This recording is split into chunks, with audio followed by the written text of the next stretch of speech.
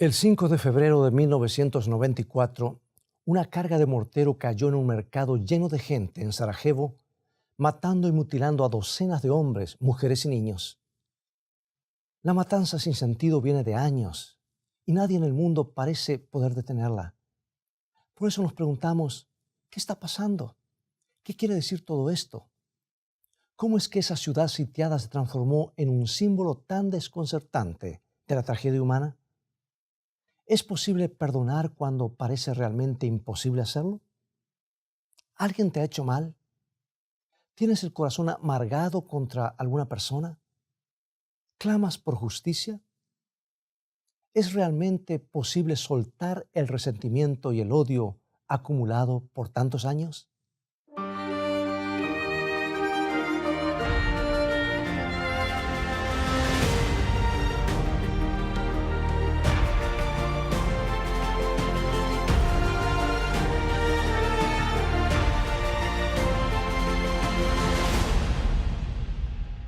En el invierno de 1994, Sarajevo se había convertido en un lugar extraordinario, un lugar donde un violonchelista de calibre mundial tocó entre las ruinas de la Biblioteca Nacional, donde un atleta que ambicionaba ir a las Olimpiadas practicó sus carreras en lo que quedaba del pasillo de un edificio que había sido bombardeado. Era el único lugar que ofrecía protección de los francotiradores, porque ir al negocio de la esquina para comprar una botella de leche significaba un riesgo de muerte. Esta gente se mantenía viva gracias al arroz y los frijoles que llegaban por el puente aéreo. Los víveres nunca alcanzaron. Los proyectiles caían enfrente de las oficinas de la Cruz Roja y los francotiradores baleaban a la gente aún mientras enterraban a sus muertos. Solamente unos pocos de los niños heridos de gravedad pudieron ser sacados de esa ciudad sitiada. El mundo parecía estar paralizado por todo lo que pasaba.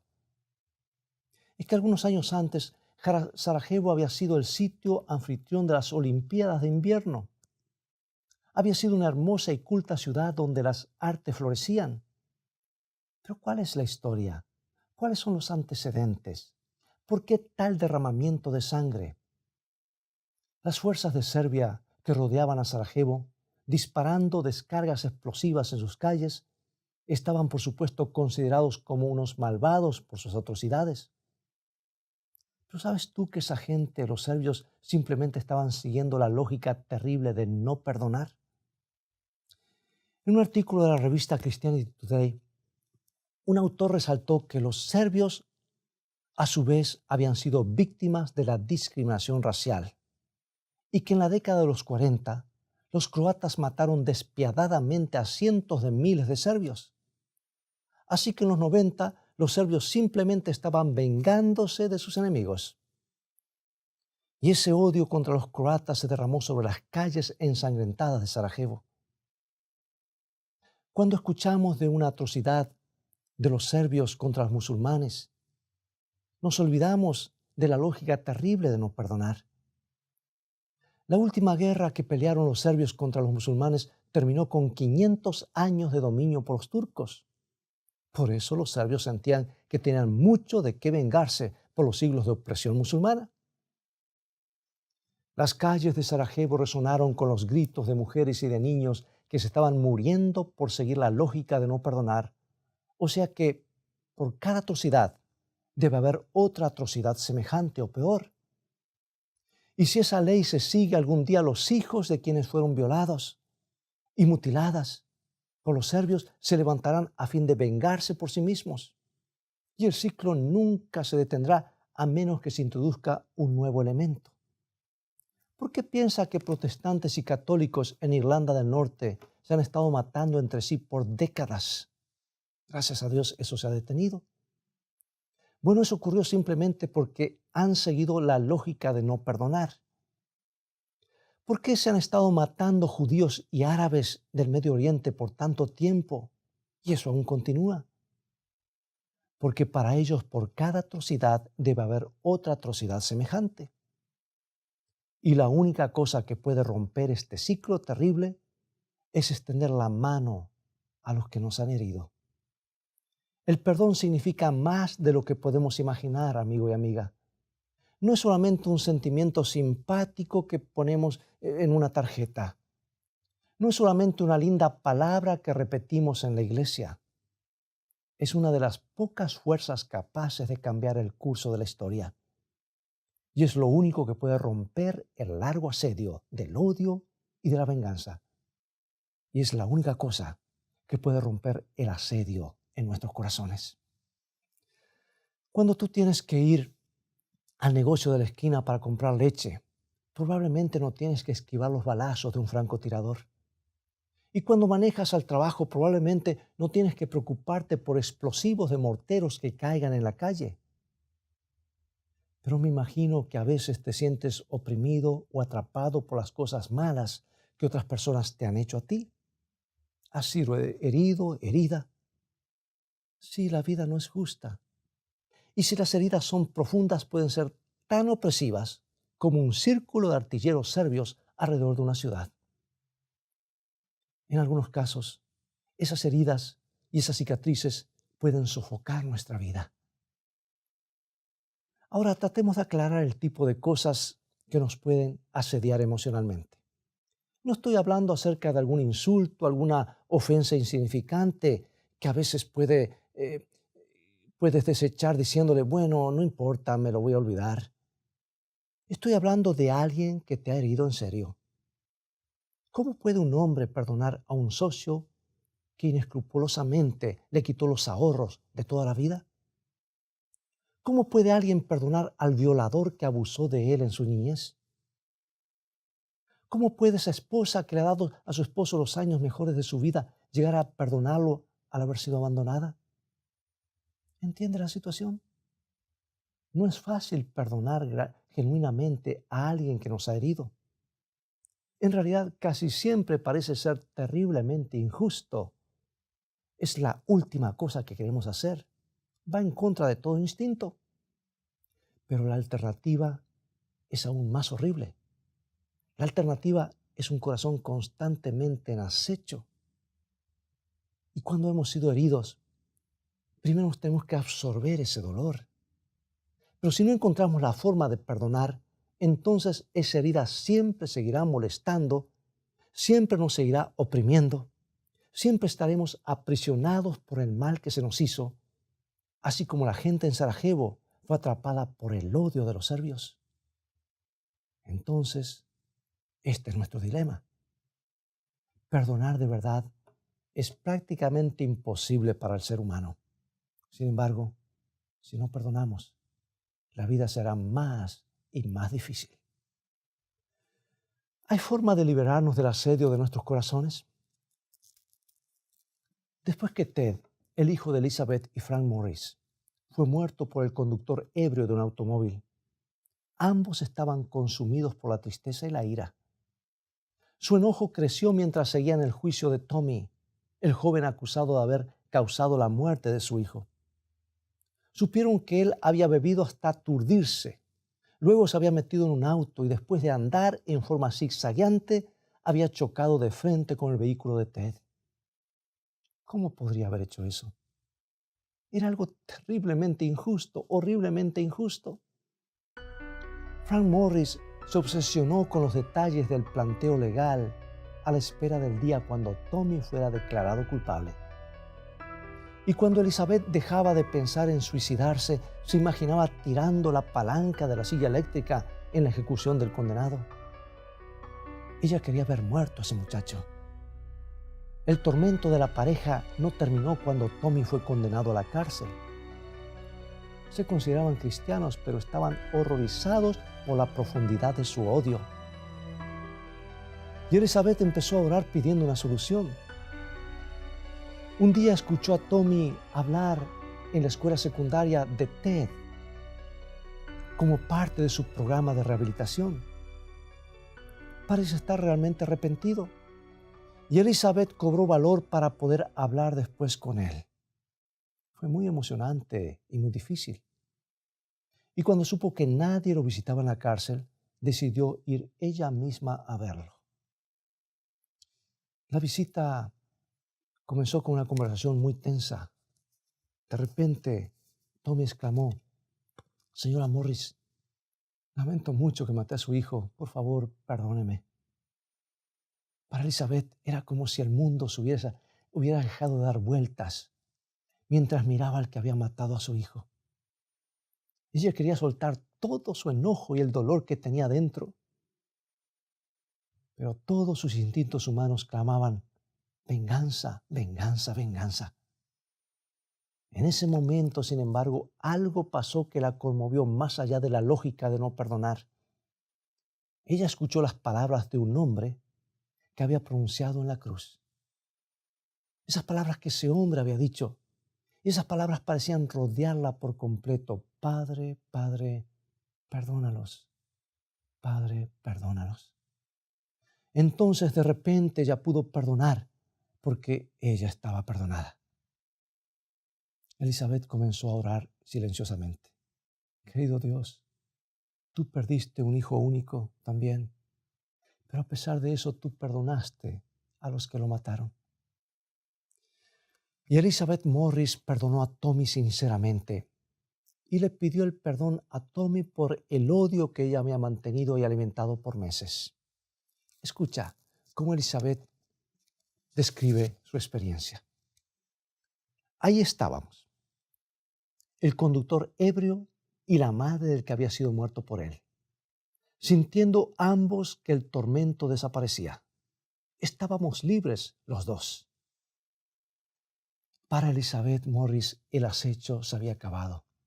Estaba libre, libre para vivir de nuevo.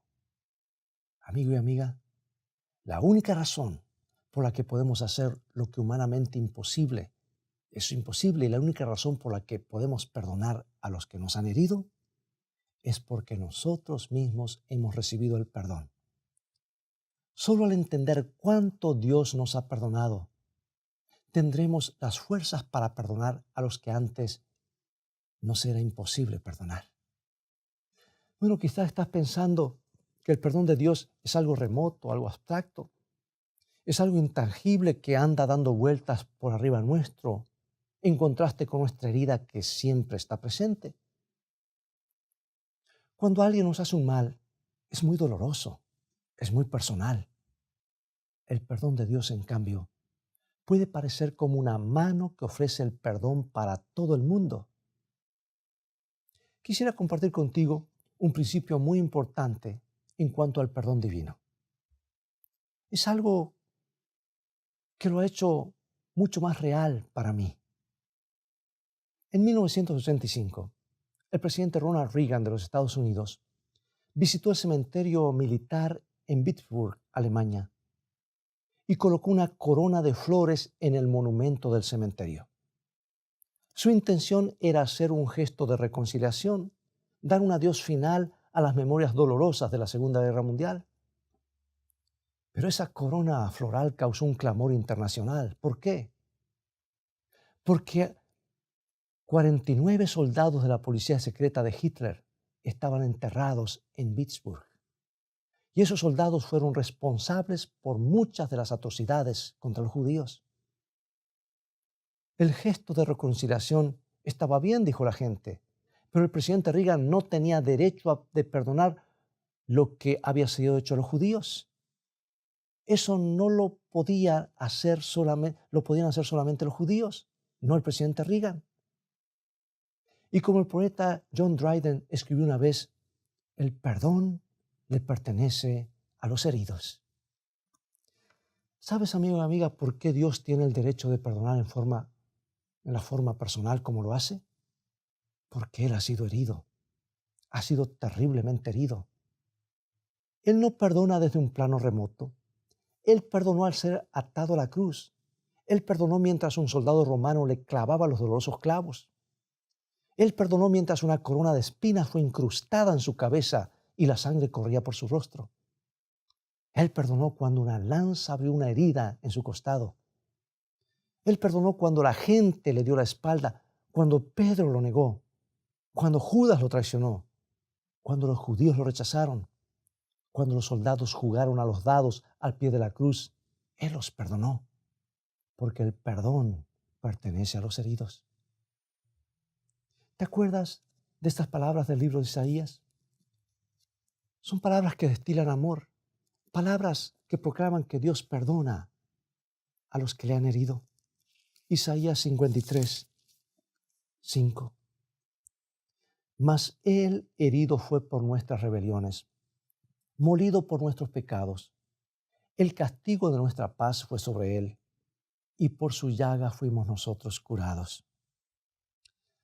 Por su llaga fuimos sanados. ¿Qué quiere decir el hecho de que Jesús tomó nuestros pecados en la cruz? ¿Fue simplemente un gesto cortés? ¿Fue como colocar una corona de flor diciendo, voy a pretender que nunca pasó? No, por supuesto que no, mi amigo y amiga. Jesús fue destrozado por el pecado. Él fue colgado en agonía entre el cielo y la tierra. Su corazón literalmente explotó. Fue quebrantado por tus rebeliones y las mías. Porque el perdón le pertenece a los heridos. Lo que la cruz significa es que Cristo fue herido muy profundamente por nuestros pecados individuales. Es algo personal entre mí y Cristo, entre tú y Cristo. Nuestra indiferencia, nuestra insensibilidad, nuestra deshonestidad, nuestra lujuria, nuestras mentiras, nuestra crueldad, Él lo tomó todo. Él tomó todo el dolor, toda la desesperación, todo lo malo, toda la agonía, toda la pena. Él tomó lo que el pecado produce. Por eso es que Jesús, y solamente Jesús, tiene el derecho de perdonarnos. Porque Él ha sentido el dolor y el sufrimiento de nuestros pecados. Él ha sentido toda la crueldad y Él nos perdona completamente. Aquel que fue herido más profundamente nos perdona más completamente. Esto es lo que tiene que penetrar, amigo y amiga, en nuestros corazones. ¿Entiendes cuánto necesitas ser perdonado? ¿Entiendes cuánto cuesta ese perdón? Jesús lo explicó una vez en una parábola. Un rey había decidido liquidar sus cuentas y citó a uno de sus siervos de la corte. Puede ser que te acuerdes de esta parábola. El siervo de la corte le debía 10,000 talentos, una suma inmensamente grande. El siervo fue ordenado a pagar su deuda y el siervo se postró y rogó misericordia. Y el rey fue tan conmovido por la plegaria del hombre que no solamente lo soltó, sino que le perdonó la deuda entera. Él mismo pagaría los 10,000 talentos. Ahora tú te puedes preguntar, ¿cuántos son 10,000 talentos? Un talento era una unidad monetaria en Israel antiguo. 10,000 talentos sería el equivalente no a $1,000, no a $10,000, ni a $100,000, pero a millones de dólares. Y el que debía el dinero fue perdonado de una deuda de millones. ¿Cómo te sentirías tú? Saltarías con regocijo y alegría. Pero ¿qué hizo el sirviente? Él buscó un colega que le debía 100 denarios. Y 100 denarios es el equivalente a unos pocos cientos de dólares, el equivalente a un día de trabajo. Centavos en comparación a millones. Y lo tomó del cuello y demandó recibir el pago total. En este momento, inmediatamente, le dijo. Cuando su compañero le rogó pidiendo clemencia, lo que hizo fue echarlo en la prisión por deudor. Ahora, ¿por qué Jesús contó esta parábola, esta historia tan dramática? Para resaltar una verdad acerca del perdón. ¿Cómo es posible negarse a perdonar una deuda de 100 denarios cuando Dios ha perdonado los 10,000 talentos, o sea, nuestra deuda millonaria causada por el mal que cometimos contra el Hijo amado? ¿Cuesta perdonar a ese ser querido que nos ha herido? Por supuesto que sí. ¿Cuesta perdonar a un padre abusivo o un amigo desleal? Cuesta muchísimo. El perdón no es fácil. El perdón cuesta mucho. Pero el perdón de Cristo cuesta aún más. Fue aún más doloroso. Significó un sacrificio aún más grande. Y esto es lo que nos puede dar el impulso necesario para deshacer la resistencia de nuestros corazones. El altísimo costo del perdón de Cristo. Por eso el apóstol Pablo nos urge en Efesios 4:32 y nos dice: antes sed benignos los unos con los otros, misericordiosos, perdonándoos unos a otros como Dios también os perdonó a vosotros en Cristo. Permite decirte lo que le pasó a Elizabeth Morris después que descubrió el generoso perdón de Cristo para con el conductor ebrio que había atropellado y muerto a su hijo. Ella continuó visitándolo a Tommy en la cárcel y empezó a tomar parte en su rehabilitación, convenciendo al joven que Dios le ayudaría a vencer su adicción de 8 años al alcohol. Tommy también comenzó un curso de estudio intensivo de la Biblia. Un día, Frank Morris tuvo que buscar a Tommy para un programa auspiciado por las madres contra el manejo en estado de ebriedad.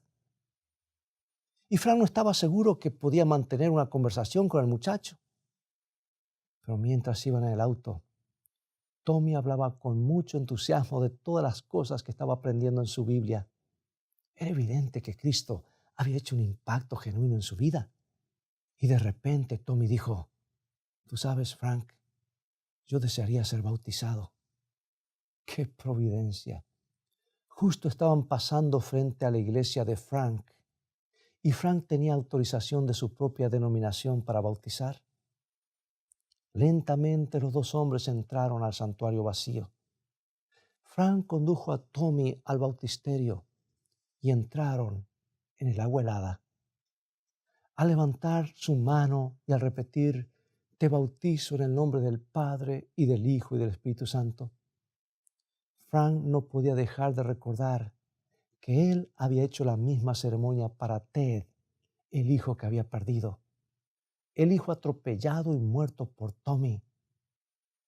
Y después que Tommy salió del agua, lo abrazó a Frank Morris y le dijo en voz quebrantada, quiero que tú me perdones también. Y todavía chorreando el agua del bautismo, Frank sintió el perdón valioso de Cristo en su corazón y respondió en voz baja, sí, Tommy, yo te perdono.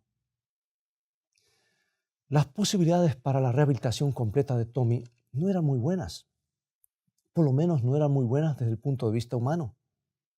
Tenía las cicatrices psicológicas de haber sido criado en una familia con problemas. Él había abusado del alcohol desde los 16 años de edad. Pero Tommy logró el éxito a pesar de todas las desventajas. Él venció el hábito para siempre y encontró un empleo regular y hasta descubrió la gran satisfacción en servir al Señor. ¿Por qué? En gran parte porque encontró en Elizabeth y Frank Morris los padres que nunca había tenido. Elizabeth lo siguió visitando todos los días y con su esposo hicieron una solicitud al juez para que Tommy pase cada domingo bajo su custodia. Él empezó a comer en el lugar de Frank y Elizabeth, a orar y a estudiar en su hogar. Y además Frank le pidió que ayudara con el trabajo manual alrededor de la casa. Esta pareja dolorida encontró nuevamente a un hijo a quien todo instinto humano decía que tenían que odiar. ¿Cuesta algo el perdón? Por supuesto que sí. ¿Pero vale la pena? Pregúntale a Elizabeth y Frank Morris. ¿Y qué si la persona que nos ha herido no busca nuestro perdón? ¿Qué si esa persona aún nos desea el mal? ¿Podemos perdonar entonces? Solo podremos si comprendemos que el perdón pertenece a los heridos. Si comprendemos esto, comprenderemos que nuestro perdón no se basa en el mérito del culpable. No se basa en el arrepentimiento del culpable. Perdonaremos porque comprenderemos que merecemos estar libres del peso del odio. El resentimiento y el odio no afectan al culpable, afectan al que los carga en su corazón, amigo y amiga. ¿Alguien te ha hecho mal? ¿Tienes el corazón amargado contra alguna persona? ¿Estás diciendo algo como, no es justo que mi padre fue un alcohólico? No es justo que mi madre me abandonó. Amigo y amiga, tú puedes vivir aferrado de las heridas o las puedes soltar. Las puedes poner a los pies de la cruz. De ese modo tú puedes escapar de la lógica de no perdonar.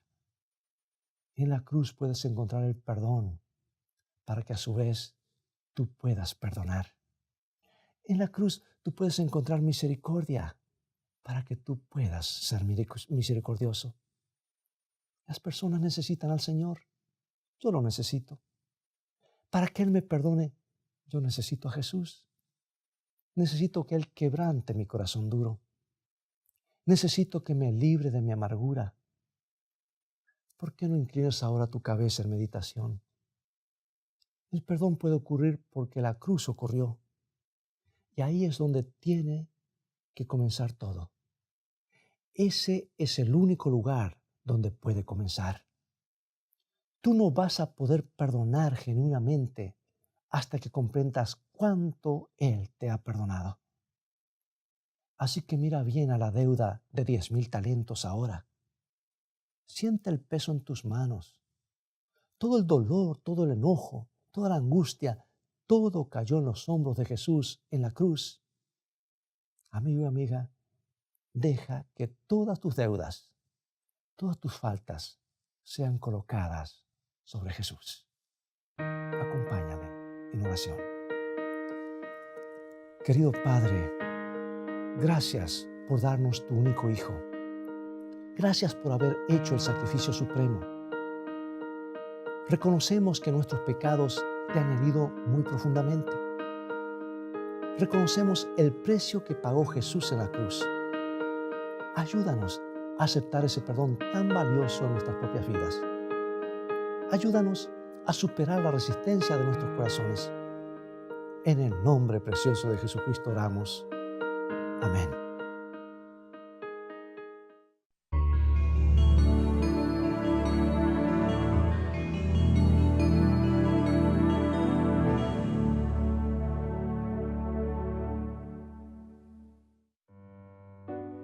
Tu hermano, enfermo de espíritu, te necesita, como tú mismo necesitas el amor de un hermano.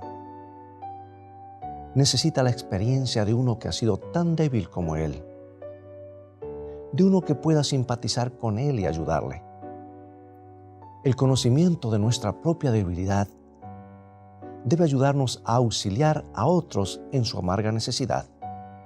Nunca debemos pasar por alto un alma que sufre sin tratar de impartirle el consuelo con que somos nosotros consolados de Dios.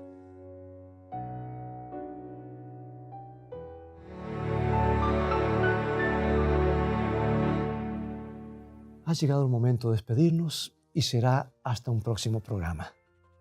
Dios te bendiga y te guarde y recuerda, escrito está, no solo de pan vivirá el hombre, sino de toda palabra que sale de la boca de Dios.